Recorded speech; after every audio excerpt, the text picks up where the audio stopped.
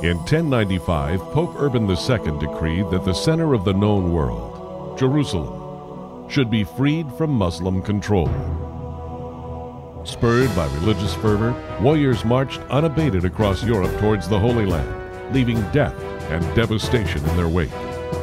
In the end, upwards of 30,000 Muslims and Jews were massacred in Jerusalem alone. This was called a Holy War. These were the Crusaders.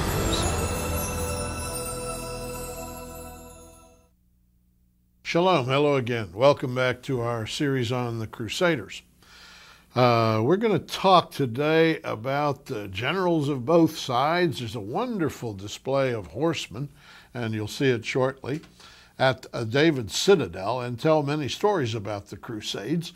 The Crusaders fell on Jerusalem. They started out on the coastline, of course, around Caesarea, and so on, came through the land, finally conquered Jerusalem, conquered the Temple Mount, the Church of the Holy Sepulcher, very critical sites. And we're going to talk with Pastor Hoeven later in the program, a Messianic minister in Jerusalem, who, by the way, was arrested on the Temple Mount. There's a story. We're going to location at David's Citadel in Jerusalem now. Oh, the battle for Jerusalem between the Crusaders and the local Muslims was one of the most romanticized chapters of the Crusades. It's in the middle of the 12th century, and it's commemorated with statues here on horseback. Behind me, the French commander Renaud de Chatillon, who was leader of the Crusaders, and the Arab so-called gentleman conqueror, Salah ad-Din, who eventually wrested Jerusalem from the Crusaders. The Temple Mount was a major issue, and the Holy Sepulchre Church, both of which are still issues today. Up on the Temple Mount, the Knights Templar discovered, of course, the Dome of the Rock with its golden dome. It was there just as it is today. And bad Bible readers, they thought it was Solomon's temple. Not even Herod's temple, it's Solomon's. They went back a temple and imagined that this was Templum Domini, the temple of the king, the ruler, whatever. And they put a cross on the top of it and made it into a church.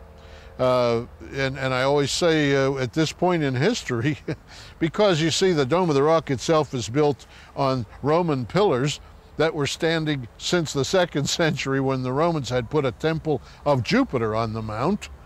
And this was a way of discouraging the Jews from coming up there and praying, even though the Temple Mount was their holy site from when the temple really was there. So when they put the cross up there, they put a Christian cross on a Muslim dome, on Roman pillars, on Jewish land. And that's the story of the Temple Mount. Today, you could almost say, here's the Al-Aqsa Mosque, the Dome of the Rock, the Arab police, the Waqf, the people digging under the platform, and then there's the Jews wanting to come up and pray and so on. It's still in contention. It's still an issue. And we're talking about nearly 1,000 years ago. But anyhow, they maintained their the Knights Templar, their garrison there, and protected that dome as if it were a Jewish temple. Now, the Holy Sepulcher Church, it is a site of the Lord's burial, although we're not dead sure, but it's a pretty good site for it, and was built over, I believe, the 4th century, and then improved over time and so on. Very old church. It was old when the Crusaders came, and of course they thought of it as a most holy site. And while the Crusaders are often faulted, and should be, for the killing, for the wanton slaughter, for the plunder, among them were true believers.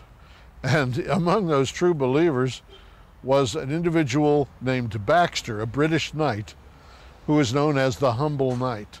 Why?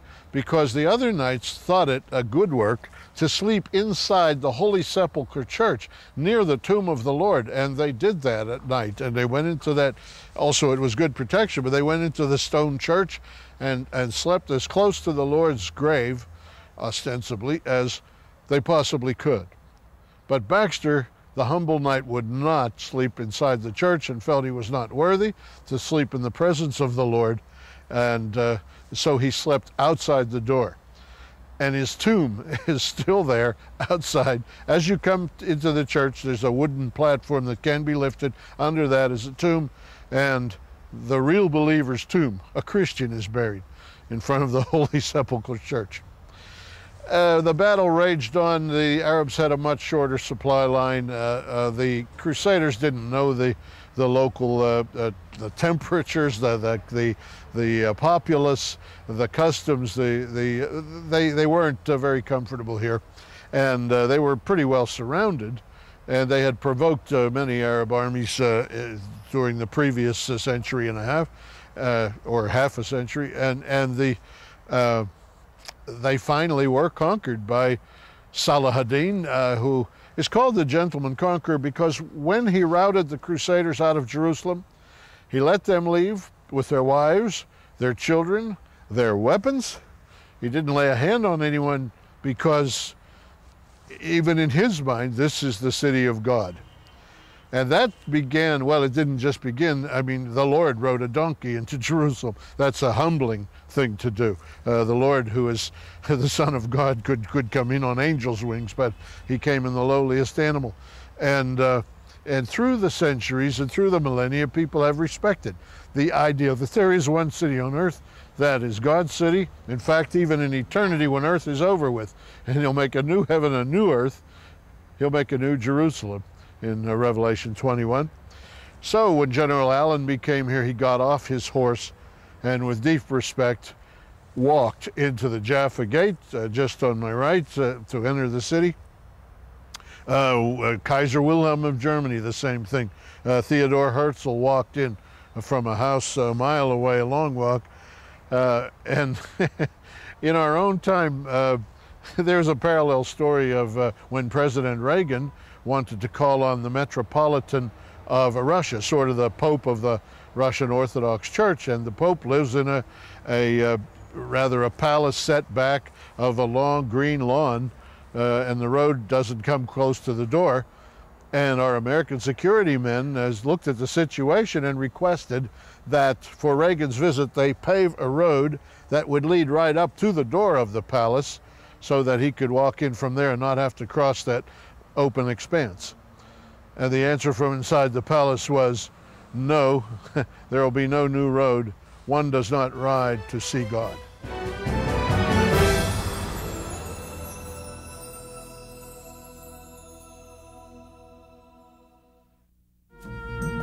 Ask for our free monthly newsletter, The Levitt Letter, and our catalog with videos, books, and music. Our correspondence course, the Institute of Jewish Christian Studies, includes reading packets, teaching cassettes, and mail-in tests. Did you know that Zola takes tours to Israel, Greece, and the Holy Land Experience theme park in Orlando, Florida? Please contact us for more information. Our tours, of course, have speakers from the Holy Land, and Pastor Vanderhoven has been one of them. He's not the kind of guy that fades back into the woodwork. He's energetic and colorful and loud and extreme in his views. And as I said, he was arrested. He was arrested on the Temple Mount for praying up there. I was run off years ago for taking a Bible out while I was making a program near the Dome of the Rock on the Temple Mount. So religiously sensitive are the Muslims that they just run off anybody praying to some other god. It would interest people to think they're praying to the same God that the Muslim police will arrest you for praying to the God of Abraham, Isaac, and Jacob. But anyway, here's Reverend Vanderhoven. Jan Willem Vanderhoven, we've checked on your adventures every so often. Lately, I hear you've been arrested.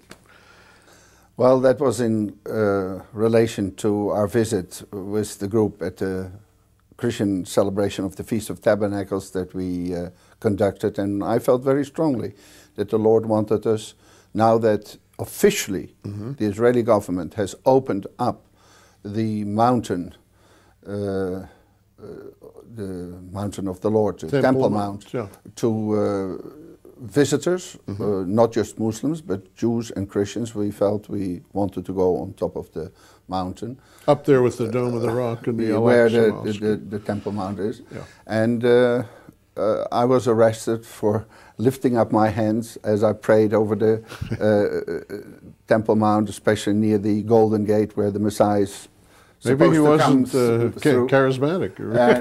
No, the Muslims are so intolerant. And I've sometimes said, you can learn from the devil what is important for God. What he hates, the Lord often, on the other side of the coin, loves. Yes. He hates the Jews. The Lord calls them the apple of his eyes. Oh, yeah. He hated Peter because the devil knew he was going to be used by God mightily. So Jesus said, the devil has wanted to sift you as the wheat, but I've prayed for you. And the Temple Mount, I was 7 years warden or custodian of the Garden Tomb. I preached probably in the nicest pulpit that a pastor can have, yes. In front of the empty tomb. Yes. And I was now in America, and I sat in a church. I said, you all go to the empty tomb where Jesus was 3 days dead. And the place where he's going to be 1,000 years times 365 days alive in majesty and glory, you leave to Islam. I says, but you go back to the tomb, which I can tell you, having preached there for 7 years, is the surest place where Jesus will not return to. He will never come back to this tomb. But we do know he is coming for 1,000 years, and I, God says, have set my king, not in the empty tomb, but on my holy hill. What we tried to do. And you went up there on the mount, and you felt that you could pray. I remember Bob Simons, you know, he made this program on Christian Zionism, and of course with a cynical twist, being the reporter for CBS. Aren't some of the worst critics of Israel Jewish unbelievable, reporters? Liberal. He can't stand the conservative Christian Jewish element. So he saw me coming with the ark. We had a model of the ark, and he said, Mr. Van Hoeven, can I ask you some questions? Can we have our interview here?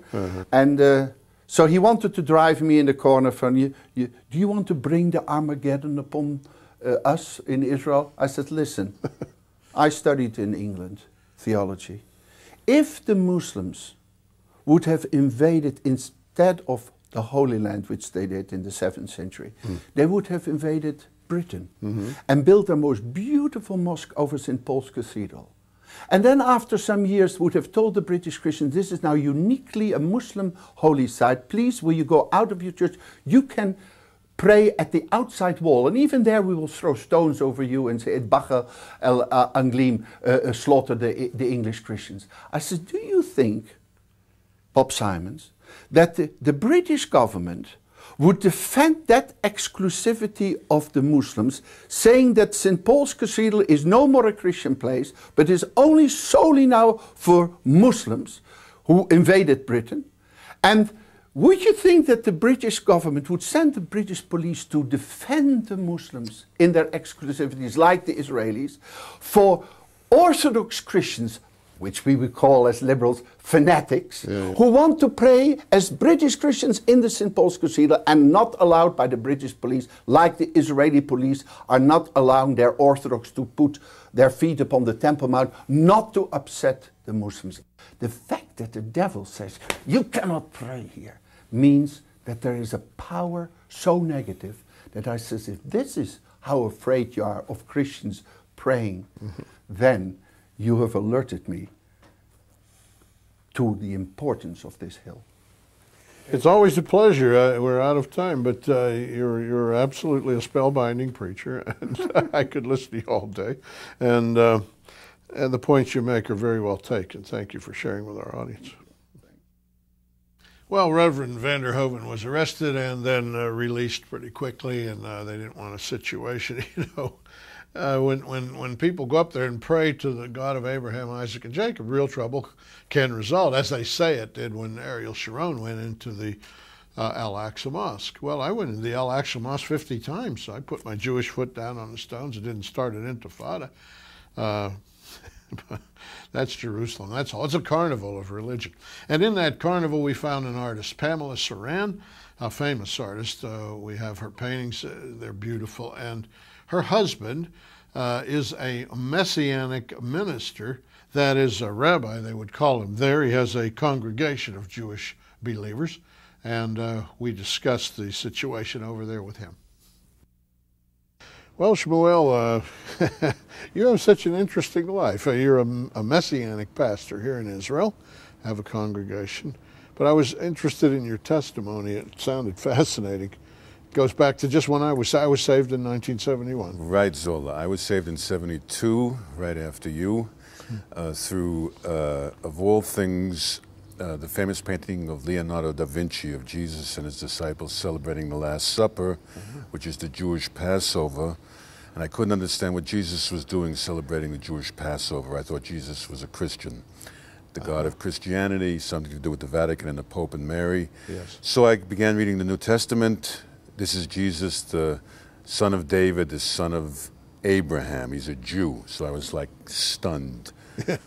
Some of the Christians don't know this. Began reading with fascination the story of his life and ministry. Got to the place where he made the Last Supper, or celebrated the Passover with his disciples, was betrayed by Judas, arrested by the Roman soldiers, taken to the high priest, sent to Pontius Pilate, and then condemned to death. And then, of course, when he was crucified and they nailed above his head the accusation, "This is Jesus, the King of the Jews," those words struck me. I couldn't understand the paradox. How could the God of Christianity be the King of the Jews?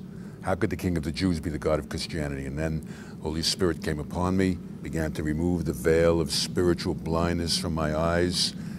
And like that, in a moment of time, I recognized him. I said, "Oh my God, it's you, Jesus, the promised Jewish Messiah, the King of the Jews." And that was how I was in the process of being born again. I was weeping like a child being born into the world.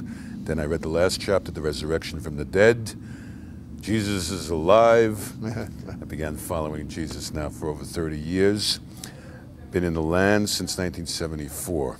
You almost picked up and went to Israel right after. As a two-year-old in the Lord, I got a personal call to Jerusalem based on the prophecy in Ezekiel chapter 36, which I read at my bar mitzvah when I was 13 years old, that says, "I will take you from among the nations and gather you from all the countries and bring you back into your own land." Yes. Yeah. Gosh. That was the... Saved by a Haftorah. Saved by a Haftorah. With the portion you read. With the portion I read 13 at that age. 13 years later, I read it again after I met Jesus, and I was here in Jerusalem in 74, and have been serving him ever since. So it's a great privilege and responsibility in Jerusalem to serve the Lord. It's not an easy place. It's, you know, the city of the great King, where the first believers began, and the Apostolic Church was started here. There was a revival here in the first century. Then we went into the exile for 1900 years. We're back in the land, back in the city of Jerusalem. And Messianic congregations are now being planted all over Jerusalem and Israel since '67, since the Six-Day War.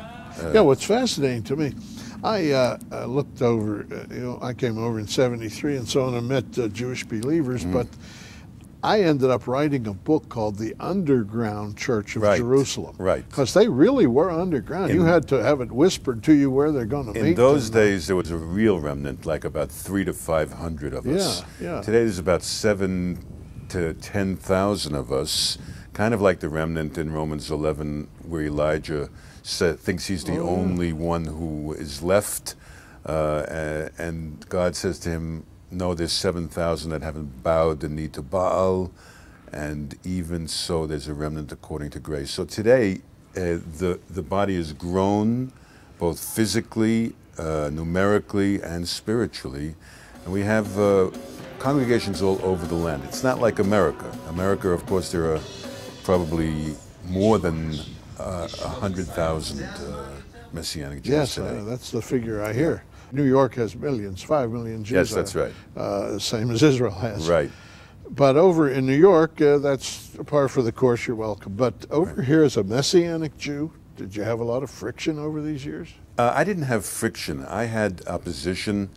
The ultra-Orthodox Jews, especially those who belong to the, what do we call, the Yad Lachim. Oh, the Brotherhood of whatever. They are threatened by us Yes. because we represent Jesus to the Jewish people like the first believers did in Jerusalem, and they don't want us to preach the gospel, and so they are a small number. The government, of course, and the rest of the nation, who are mainly secular Jews. Israel was based on rebuilt or the rebirth of Israel in 1948 in the days of Ben Gurion. We had a secular democratic government and society that was raised up in the land, and Zionism was the vision. So we don't really threaten those people. We threaten the ultra-Orthodox Jews like Peter and the apostles did in the first century.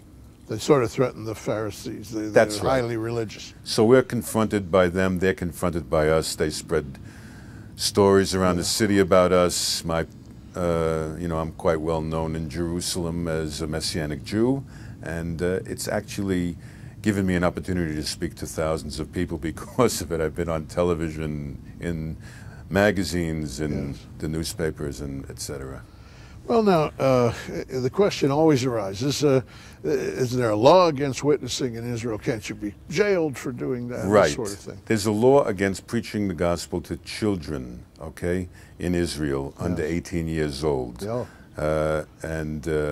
There was a law passed in 1977 or 78 that has never been used. No one has ever been prosecuted. Nobody has ever been imprisoned. Nobody has ever been, like in the first century, martyred. Yes. We've just been harassed. Yes. We've been opposed. We've been,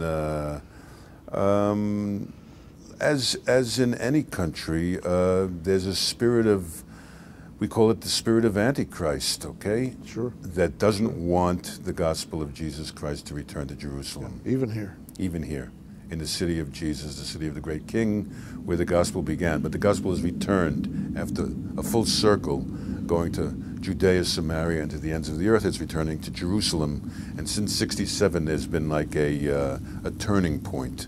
That 6-day war was a turning point. It's like when God created the heavens in 6 days. Jerusalem was a turning point in our history.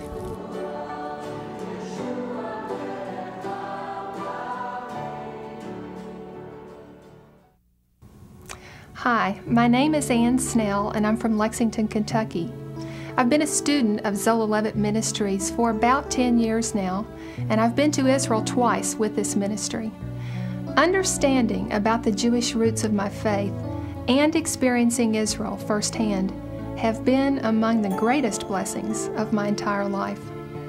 I want to encourage those of you who watch this ministry weekly to support it with your prayers and with your financial giving. I believe that the message that this ministry shares, particularly in regard to Israel, is reflective of God's heart and is a message that all people need to hear. And so I believe it's up to us to help get that message out.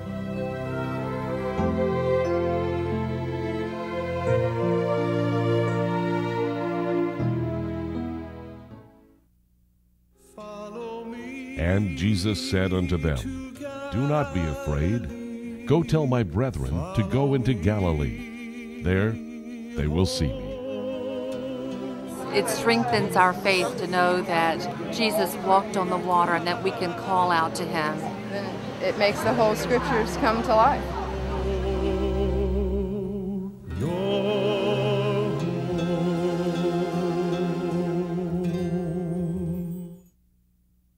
Now, your wife is a famous artist. A very famous artist, world class. Pamela Suran. Pamela Suran is a Jerusalem artist. This is Jerusalem in the old city. That's gorgeous. Yeah, that's the olive tree returning to Zion, taken from Zechariah chapter 8 and verse 3, where the Lord is jealous for Zion. He has a godly, passionate jealousy for Zion, which is, and Jerusalem, for the Jewish people. That's why we're back in the land. It's all about Jesus. We came back to the land and back to the city of Jerusalem because Jesus is preparing us for his return.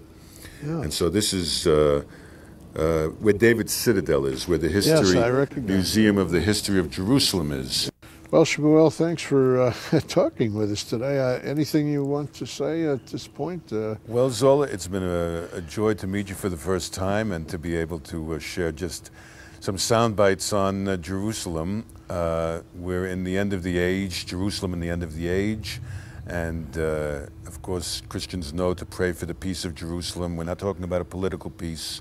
There won't be any political peace until the Lord returns, until, of course, the Antichrist comes with his solutions to the Middle East. But we're following Jesus. We have to decide who we're going to stand with in the end of the age, Jesus or the world, Jesus and the Antichrist system. And we need to really make a decision for Israel in these last days. Thanks for sharing with us. Thanks, Zola.